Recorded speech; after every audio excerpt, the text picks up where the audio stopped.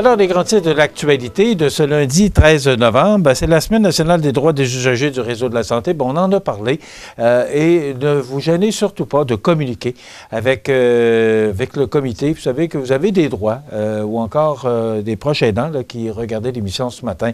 Ne vous gênez pas de communiquer. C'est pour vous, ce comité des usagers. Alors, c'est la semaine et d'ailleurs, justement, par rapport à la Semaine nationale du droit des usagers, bien, on fait la promotion pour solliciter les gens à utiliser.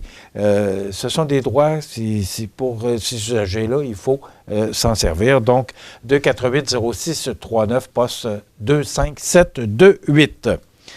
Bien, je suis fier de cette nouvelle-là qu'on a vue sur la page Facebook de la fromagerie. Un petit peu déçu, j'aurais aimé ça que la fromagerie nous fasse parvenir un communiqué de presse pour nous mentionner que la fromagerie avait été vraiment là, choyée par ses pairs pour le World Cheese Award. C'est l'événement annuel. Chaque année, on a cette nouvelle-là des fromages là, qui sont en congrès. Puis on reconnaît les meilleurs fromages à chaque année.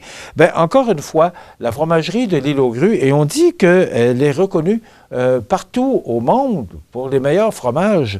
Entre autres, on a décerné la bête à Séguin pour la médaille d'or, le canetier de l'Île, une médaille d'argent, et les fromages Angélique à Marc et Curie-Cuertier de l'Île, chacun une médaille de bronze, tous dans leur catégorie respective.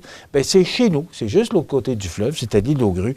Donc, on est bien fiers de cette nomination-là, mais on l'a par hasard trouvé sur la page Facebook de la fromagerie, alors qu'on aurait apprécié avoir peut-être un communiqué de presse, et même, on va essayer peut-être de tenter d'avoir une personne qui est responsable de la fromagerie pour peut-être en dire davantage, savoir comment ça se passe, cet événement du World Cheese Award. Donc, bravo à tous les gens qui collaborent, travaillent à la fromagerie de l'Île aux Grues pour ce beau succès.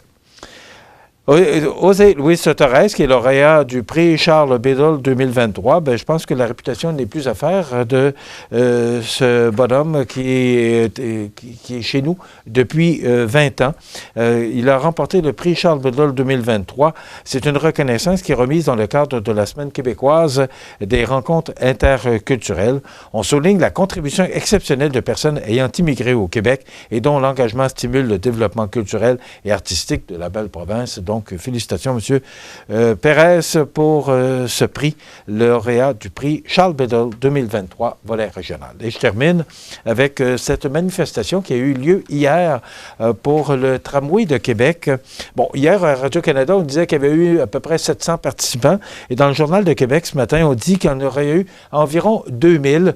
Donc, ce sont des gens qui sont pro-tramway, qui ont fait part lors de leur déception de la décision du gouvernement du Québec là, de dire que c'est la Caisse de dépôt et placement qui prenait le dossier en main. Là. On est déçus, mais je pense que ces gens-là auraient peut-être dû manifester avant leur désir de voir arriver ce projet de tramway. Il y avait aussi, un peu plus loin, une manifestation pour ceux qui sont contre le tramway, donc la même journée. Il n'y était pas beaucoup. Selon Radio-Canada, il était à peu près 200. Alors, mais quand même, je pense que le gouvernement du Québec, M. Legault en tête, doivent prendre en ligne de compte cette manifestation et tous les projets actuellement sur Québec qui tombent un à un. Il y a des questions à se poser, à savoir qu'est-ce qui se passe avec notre belle ville de Québec, mais peut-être qu'on verra ces projets-là. En tout cas, M. Legault nous donne espoir, peut-être même du retour du troisième lien. C'est une histoire à suivre. Demain, on vous propose la chronique Les Mardis Mallettes et il y aura une entrevue avec Nicole Robert, la directrice générale de la Chambre de commerce, qui viendra, entre autres, parler du succès du gala Prestige Desjardins qui s'est déroulé jeudi dernier. Alors, Marie-Ève devrait être de retour demain. Je profite de cette occasion pour vous souhaiter une belle journée. À la prochaine.